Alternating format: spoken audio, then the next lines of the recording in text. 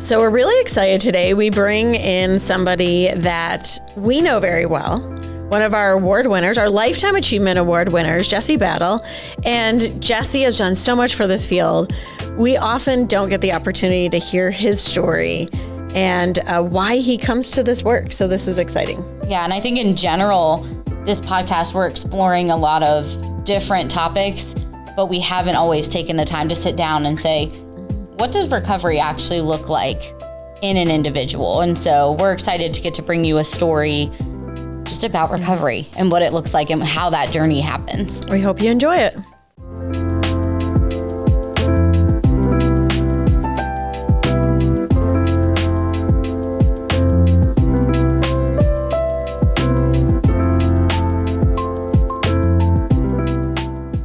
Welcome to Connections, the podcast from Addiction Professionals of North Carolina, where we explore addiction through the lens of policy and practice. We're your hosts, Sara Howe and Morgan Coiner, and we're here to help you see how it all connects. Today we are coming to you live from Lake Junaluska, North Carolina, out in the Great Smoky Mountains. There is some great stuff going on here. We are watching this community, revitalize itself after Hurricane Helene, and it's just been really great to get to bring our conference back out here and to support the economy of Waynesville while we do it. So we're happy to be here. With us today, we have Jesse Battle. He is the Senior Director of Community Partnerships at TROSA, and equally importantly, he is what we have called the reigning king. He was the most recent winner of APNC's Flo Stein-Bolton Lifetime Achievement Award, thanks to his incredible work at TROSA. So, Jesse, welcome to the podcast. Welcome. Thank you. Thank you for having me. Of course. Absolutely. Well, I want to get us started. You have your own recovery story, and I think it really is a huge piece of why you do this work. So I'd love for you to just give us a little bit of background of what your story is and how you got to where you are. Oh, okay. I can give a little background. All right. I think my journey started probably in, I would say, like the 5th grade, I would say, because I was one of those individuals that I used to just enjoy school, enjoyed it immensely, just loved going there, loved reading, just all about it. My home life at that time was a little chaotic, but that's what school was an outlet for me, moms and pops, they did their partying thing, and but I just, like I said, I just really enjoyed school, and I think that I had a teacher, and she used to, when they make 100 on their tests, she would just do this little hoopla stuff, blow the balloons and just the whole Teachers thing. are the best. Yeah, they really are. And it was something that, I wanted. I really wanted that to happen for me. And, and I made 100 on her test, and she got me in front of the class, and, and I thought it was going to happen, and she called me a cheater. She said I cheated. And, I kept telling her I didn't cheat, but she kept telling me, somebody like me couldn't make 100 on her test. And this is 1970s Texas. I didn't know the difference. I didn't know what it was then. So I kept telling her I didn't cheat, so when she went and got the principal and they came down there and paddled me in front of the class because they were saying I cheated. It was just because it was 1970s Texas. And I guess after that, I hated school. I hated school. I hated anything to do with school or any type of institution. Just kind of hated it. And it really kind of drove me more towards the streets. Because when I was on the streets, they didn't have that. You know what I'm saying? And and so that's what kind of put me into that street life, and I started getting more indoctrinated into that. Even though some of the OGs at that time, they were like, young buck, you don't want none of this life. Now I'm telling you, you don't want this life, But it was hard not to want it because I saw what they had, you know, and one of the things that they had was respect. You know, people respected them, you know, and so it was something that I wanted to have as well, you know, and so that just kind of put me on this journey of, you know, being criminal minded in a sense, you know, and this was before, you know, anybody can get rich selling drugs, you know what I'm saying? You couldn't get rich selling drugs at that time there because nobody had no, you know, big giant marijuana field, you know what I'm saying? Right. You know, so that wasn't happening. So, you know, we did a lot of, you know, bringing in enterings and just all the other types of criminal activity, you know, which started leading to incarcerations, you know, and I started being incarcerated when I was relatively young, you know, and I think one of the things that happened is that I got used to those cages, you know, and I got used to being in a cage, and I spent more time in the cage than I did outside of the cage. You know, whenever I got outside of the cage, it seemed like it was focused on getting right back in the cage, you know, and so it had got to a point in my life that, man, I was just so sick of it. You know, I just got tired. I was sick of it, you know, then I was like, man, I'm just tired of going in and out these penitentiaries, you know, and I often say they used to have a youth camp up there in Morgan called Morgan and High Rise, you know, and I remember the guys that I was at Morgan and High Rise with. I call those my, you know, they're like my high school graduating class, because I saw those guys for the next 20 years, seemed like, in and out of in other camps, you know, and at the time, you know, we were so mentally and stabilized at that time that we would actually, you know, celebrate seeing each other,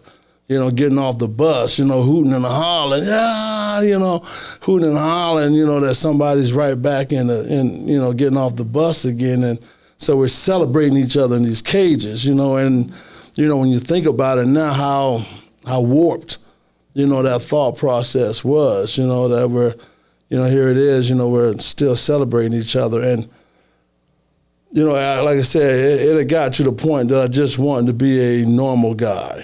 You know, I didn't want to be Tony Montana no more, you know what I'm saying? I mean, you know, selling drugs was what it was, but I didn't want to be that guy anymore. You know, I often said just wanted to be Ward Cleaver. You know what I'm saying? I just wanted to go to work, and I just wanted to come home, you know, and I always had this in mind and vision in my mind. I go to work, I get off work, I'll pull up, my daughter run across the yard like Laura Ingalls, and you know, I grab her and we'd twirl around, you know what I'm saying? You know, I had these whole moments in my mind, and you know, and I could not figure out how to do that. How to get there. You know, I could not figure out how to do that. You know, I had society's 3 strikes against me at the time, you know, so I had a felony record, had no job skills, you know, and no high school diploma, you know, and then I was a young black male, which, you know, put a stamp on all 3 of those, you know, so it's like, what was I supposed to do? You know, I couldn't figure out, that was probably the worst part of my life, you know, and I done been in solitary confinement, you know, I done been laying on the ground, looking up at the sky, you know, knowing I was about to die, you know what I'm saying? And just, you know, I've been in some situations in my life, you know, that I can say that, you know, I always wonder why I'm still here. You know, I always attribute that now to my mother's prayers. I know what it is now. I know what it was now. At that time, I didn't know what it was, you know, and it's like, you know, through all those times, you know, being close to death, watching friends die, just the worst time was just really just sitting on my couch, looking at my daughter, knowing that I wouldn't see her grow up if I couldn't get out of this lifestyle, you know, and, you know, I didn't want her to see her grow up, you know, by her coming on Sundays to some penitentiary, or, you know, her coming and putting flowers down on what used to be me on 2 times a year, on my birthday and Father's Day, you know, and that wasn't the plan, you know, and it's like, it was probably like I said, the lowest point in my life, you know, and, you know, so I couldn't figure out, so I continued doing what I was doing and ended up selling drugs to an undercover agent again, and that sent me back in the system, you know. And at this time, one of the guys in the jail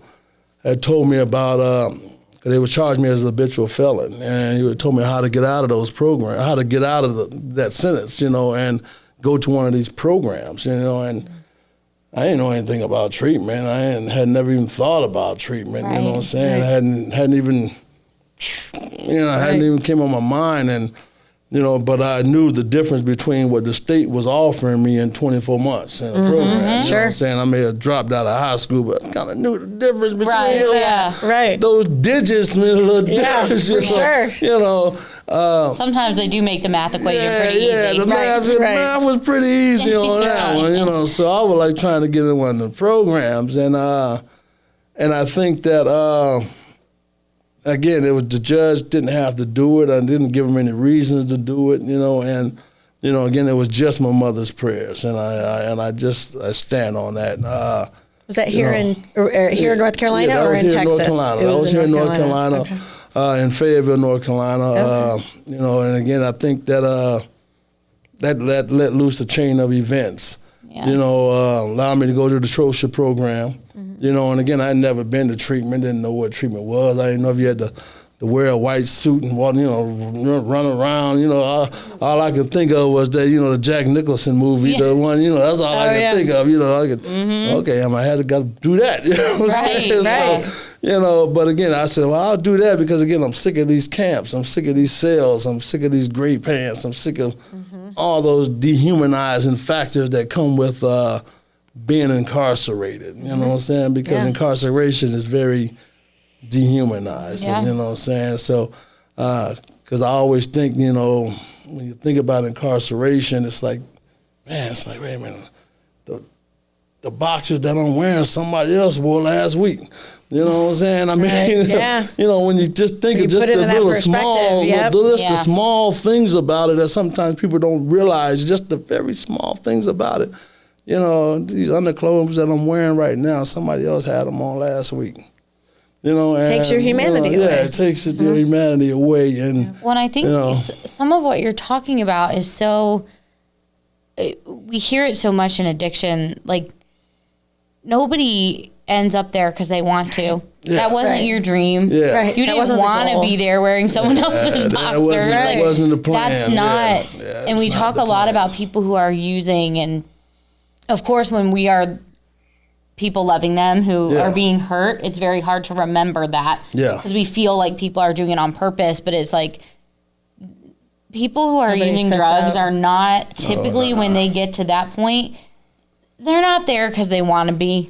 You know, nobody, like there's this grace that like you're just really highlighting that again for me. Like I feel like I relearn that all the time. Of like, this is not people's dreams. They did not want to end up here, so we have to have some way to recognize that so that we can support them. Well, what you're talking about, your early story, is finding a community, finding somebody to love you and care for you, and that teacher didn't. So when we think about individuals that are in active addiction or in recovery from a substance use disorder, there's always a story. We don't know what their story is. Hopefully we are given the privilege of learning it. But often it's finding community, finding family, being needed.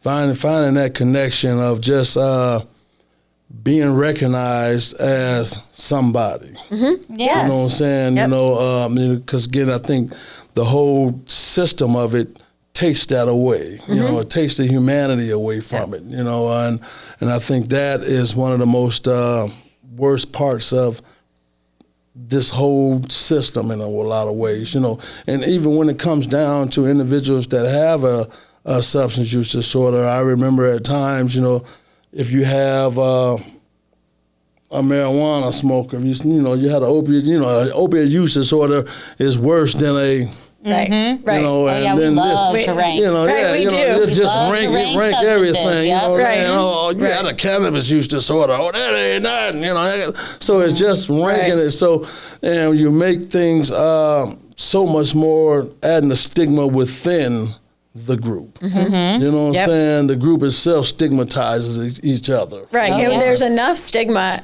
out in the world that we actually don't. Right. You're so right. There. What an important lesson. And I used to, you know, and I used to stand on that. You know, I stood on that stigma, you know, within the group. Even when I went to the TROSA program, you know, one of the things that, you know, I disappeared when I went there.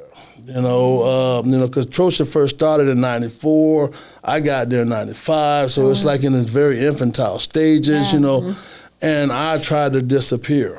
You know, they have a picture, I would hide. You know, I didn't want my picture taken. I didn't want nobody to ever know I was associated with this program. You know, that's what I'm saying? funny because I think everyone knows you're associated. Right,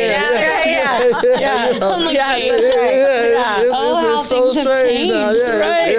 It is something, you know, because again, I always focused, you know, at the time, you know, they didn't even have a cannabis use store. They wasn't even recognized as DSM at that time, you know, and that was I smoked cannabis, you know what I'm saying? And you know, I didn't do none of the other stuff because I was scared of it, you know, but I smoked cannabis and, you know, drank me a little alcohol, very, very, you know, so I didn't feel like, wait a minute, I'm not one of these guys, you know, I'm not one part of these this guys, crowd. I'm not part of this crowd, you know. And I started recognizing, like, wait a minute, you know, I just got high differently. You know, cocaine just gave me a different type high, you know, but it still was destroying my life. You know, I made sure I had it every day. I made sure I knew where it was. I put my family in jeopardy. I did all these different things, you know, and me and the person that smoked it always ended up in the same jail wearing the same jumpsuit standing in front of the same judge. It was destroying my life the exact same way. You know, I was absolutely no different. The destination is often the same at the end of that. It's absolutely the same, you know, and I still have the same stigma, same barriers, you know, and so it was nothing changed, you know, and once I started realizing that nothing changed, it's like, you know, it gave me a different view on this whole process, you know, and, you know, and I always remember there was an individual, when you say community, it just brought me back because there was an individual in the program at the time, you know, and he changed my life. You know, he may have never knew he changed the life of Jesse James Bowder, but he changed my life. You know what I'm saying? Him and the other probably 40, 50 people in the program, you know, because he read a card from his mother, you know, and I don't know what the card said, but it was the fact that he really couldn't read very well, you know, and he had wanted to read that card to us. So he stumbled through that card. You know, one of the other guys was teaching him how to read that card. He stumbled through it. And when he finished, you know, everybody jumped up. Man, they were rocking the building, you know, hooting and it just blew me away. You know, it just really did. It just did something to me. It blew me away. It was like, wow, you know, these are the same guys I was at Caledonia and at Harnett with, at Troy with, at Blanche with, at Polk with, you know, these are the same guys, you know, and, you know, we're not supposed to be acting that way. You know, we're supposed to be back here snickering and laughing, trying to make him feel less than so that we can feel more than, you know, But the opposite occurred. You know, and, you know, and what I've come to find out, that is one of the things that comes with a therapeutic community is the community-ass method of treatment, you know, where the community itself is your primary agent of change. You know, by the community acting the way they did, changed my life. Well, and I think it's interesting, like you told that story at the beginning about your teacher, and it's like that guy got the thing he wanted in fifth grade. Yeah. Which was everyone making a big deal over him doing something that was very important, right? Rather than being torn down, which you got to watch again, like, like the redemption of that, right? This is what it actually can look like. And then we haven't talked a ton about, right? But like then you experienced it too, right? You got that redemptive moment. And I even think about TROSA laid out the red carpet when we came to give you your award. There were cakes and there was a room full of people, right? And it's like not having known this I would say I did not know this particular piece of think story, about us right? standing up in that room celebrating you. Oh man, that it's was such a cool thing. Surprising you because you had no idea that's what we were doing. Like not knowing really that there was this story of like there was a time where that was all you wanted and you didn't get it. Yeah, this is like that's really cool to me. What recovery gives, right? I mean, this is that story. What recovery gave you, what recovery might give somebody else, what you see every day in the residents at TROSA, what the promise. And the joy of recovery. You can't cheat at recovery, right? It'll tell you out. You know, I often call it, because I've often looked at that lifestyle out there like a game of Monopoly. Mm-hmm. You know, that's just how I see it. You know, it doesn't matter what piece you're on the board. You can be the drug dealer, the drug user, the being the artist, or the stick-up kid. It don't matter. Mm-hmm. Doesn't even matter how many times you go around the board. Sooner or later, you land on Park Place or Boardwalk. Mm-hmm. You know, in life, Park Place is the penitentiary, and life, Boardwalk's the grave. You play the game, you end up landing on one of those two squares. It's just the nature of the game. Mm-hmm. You know, TROSA, like many other programs around here, are just simply chance squares on that board. Mm-hmm. You know, when you come into those programs, you're given a chance card. You know, nobody can read your card but you. You know, and that day is when I read my card. Mm-hmm. You know, and kept it with you and carried it forward to others, though. Yes. You share your story willingly with other residents, right? Yeah, absolutely. And I imagine you have seen other inspiring stories at TROSA. Yes. I'm like, I wonder how many chance cards you've given out. Yeah. You know, Yeah, just watching people read their card and be able to act on their card because their card tells them how to get out of the game. Mm-hmm. You know, whatever it may say.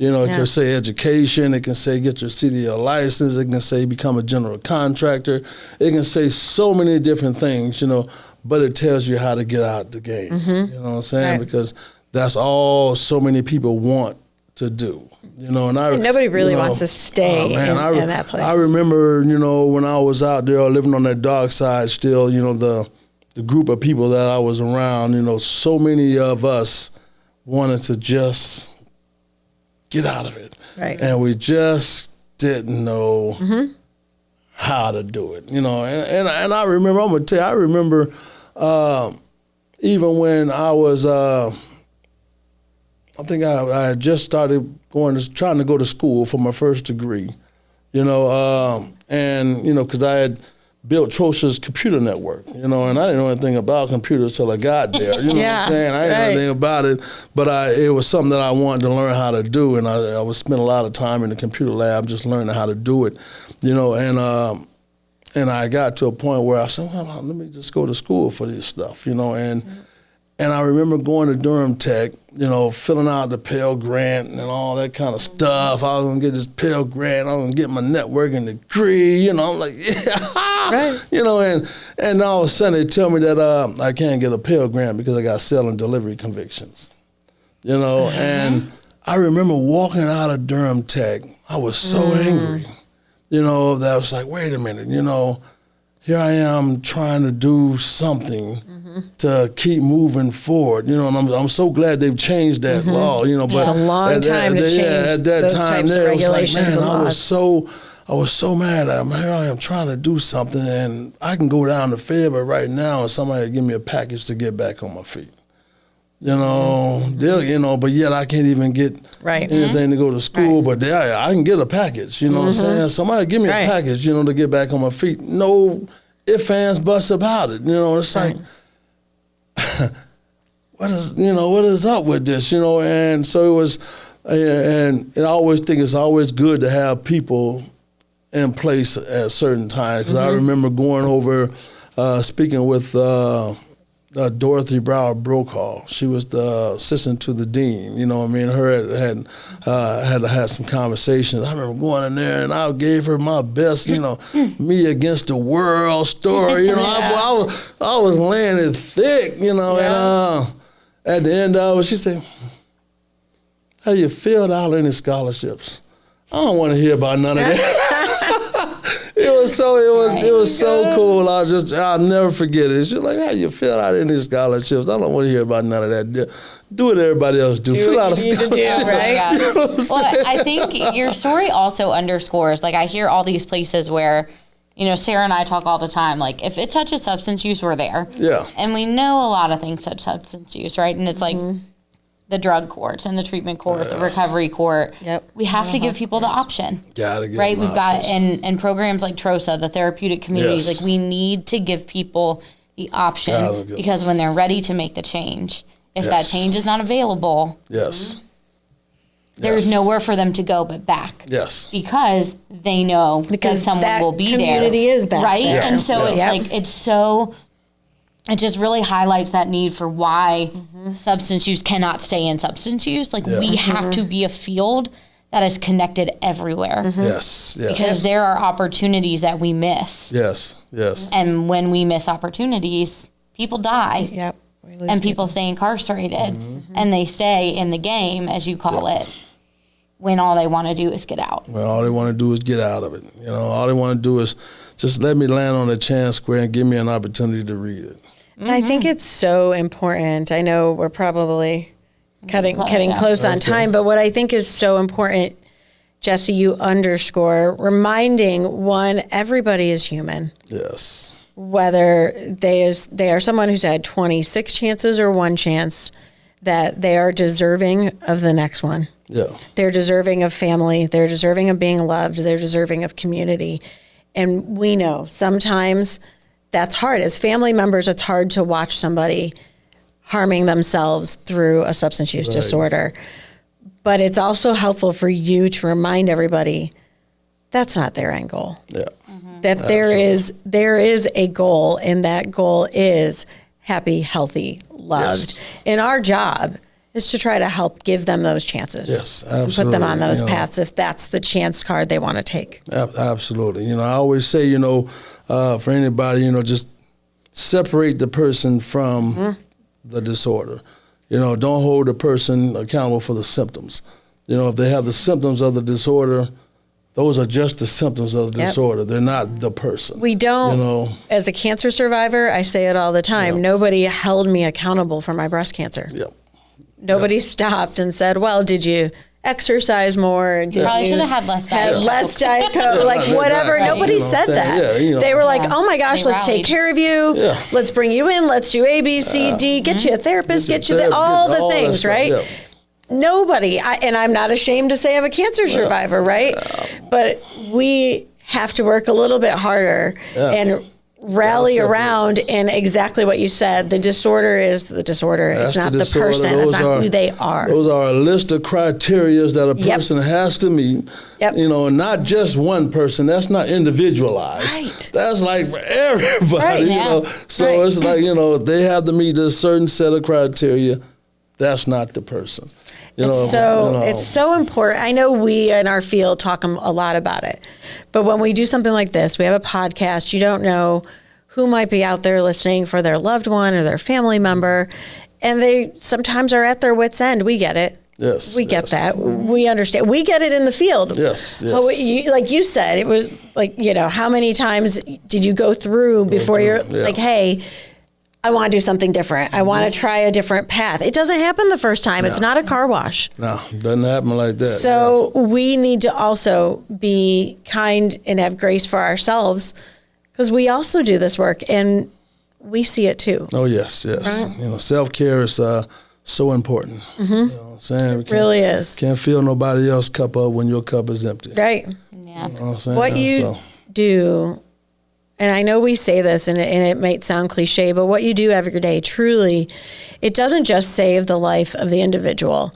but their family member, their friends, that community. It repairs the bonds of that community, every person that we help get on that path. So absolutely. thank you for what yes. you do. I always say, you know, I get my I guess my tank refueled or whatever, just by somebody, when I can walk at a Target, somebody holler my name across the parking lot, Mr. Battle, Mr. Battle, Yes. and they run up to me and it's like, this is my wife, this is my children, I just bought a house and, those are great all moments. those things there, that just refuels your tank, Those are the moments we live for. Change, just knowing that, you was a part of that person's ability to change is hard to be part of that success. Get out of that game, man. Yeah, and I think it's so interesting. Like, there's a time when you're in your addiction and even in your early recovery, you don't really feel like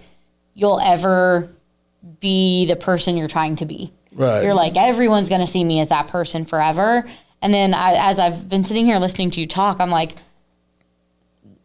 the stories about you and your active addiction don't sound like you to me. Right. Because I don't know that you. I only know the you in recovery and the you that is different now. Yeah. And I love that. Like, I love getting to meet people when they're in recovery and to be able to say, like, no, I actually never knew that version of you. Right. I only know you as the person you are now, rather than that feeling of like, oh, well, that to some people, we always are going to be the person who destroyed things because of our addiction. Yeah. But to others, we are only the people who have healed, And I think that's like, You're when the I ones think they look about up to. your impact on the right. field, I think about how many people look at you and say, like, that I can't imagine that he went through what I went through, but if he could get here, then that means I can do this too. Absolutely. And like I said, they hold people accountable for the symptoms for 20 years. They still hold people accountable for just having the symptoms.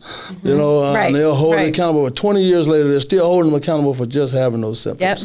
And I'll tell anybody, me and Jazz are one person.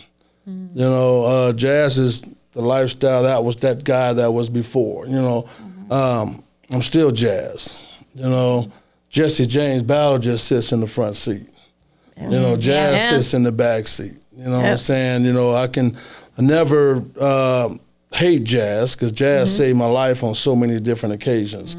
Jazz kept me alive, and Jazz has a certain view about the world that Jesse James Battle doesn't. He sees things in people and other things that Jesse James Battle doesn't, but Jazz he sits in the back seat now. Jesse James Battle drives this car, what I'm saying? And that's kind of always going to be that way. I can't never hate Jazz because if I hate Jazz, then I hate a part of myself. Yeah. Right. What I'm saying? Because he's always going to be a part of myself, and I always going to like who I see in the mirror. What I'm saying? And that means embracing Jazz and what Jazz has done on the planet as well. And so, I'm going to embrace him, but like I said, he knows that he sits in the back seat. That's right. Yes. He's back there, That's right. You're in charge. Yeah. That's right. It's tied up in the back of the trunk. That's right. Back there, what I'm saying? And I think that's always the key, because it's so difficult to hate half of yourself. Yeah. Right. But you say that you want to embrace yourself, but you hate half of yourself. It's very difficult to do that. So you've got to be able to, bring all yourself together. Me, myself, and I, and these three are one. Got to bring all yourself together. You can't have me at war with I and I at war with myself, and none of us like, me. So that can't happen, what I'm saying? It's a really good point. Yeah, got to bring them all together. We are not our worst moments or even our best, right? But Absolutely. we talk about being humble. We are also not our greatest moments. Absolutely. We are a compilation of everything in our life experiences. And that makes us who we are. It does. And so you've got to be able to embrace who you are. Yep. I think it's one of the most difficult things when people try to separate themselves. And not be the, I'm never going to be that person again. It's like, that's impossible. Yeah. So you're setting yourself up to fail, because you're always going to be that person. That person is always going to have a part of your life, like I said. We're all critical of ourselves. We're all critical, and it's like, you got to be okay. If you want this recovery thing to work, that means being okay with who you see in the mirror. Yeah, Enjoying day. who you see in the mirror each and every day, and acknowledging who you see in the mirror each and every day. Give yourself some props. Be okay be okay with giving yourself some props, 'cause I think that's one of the hard challenges that we often have. It's like, tell me something good about yourself. Right. You're right. You're right. You know what I'm saying? That's the challenge for our listeners. Make sure you something good about yourself. Yeah, they'll tell you, tell me something that's not good. This person go for an hour, but we can. We all can. I mean, that's the human condition that we all can do it. You can do it. But maybe that's the challenge for our listeners. Yeah. Is take a moment and think about something good about yourself today. Something good about yourself today. I love that. You know what I'm saying? Say something positive to yourself today. I feel challenge extended. Yeah, I feel like this episode just ends with an amen and some little church. I know. I'm like, this has been such a great conversation, Jesse. Well, thank you for joining us so much. Thank We're so glad you were here Appreciate today. y'all. Thank y'all for giving me the opportunity. As y'all know, I don't mind chewing up the. We are happy you're here. And we have so many, we're not clinicians, but so many more.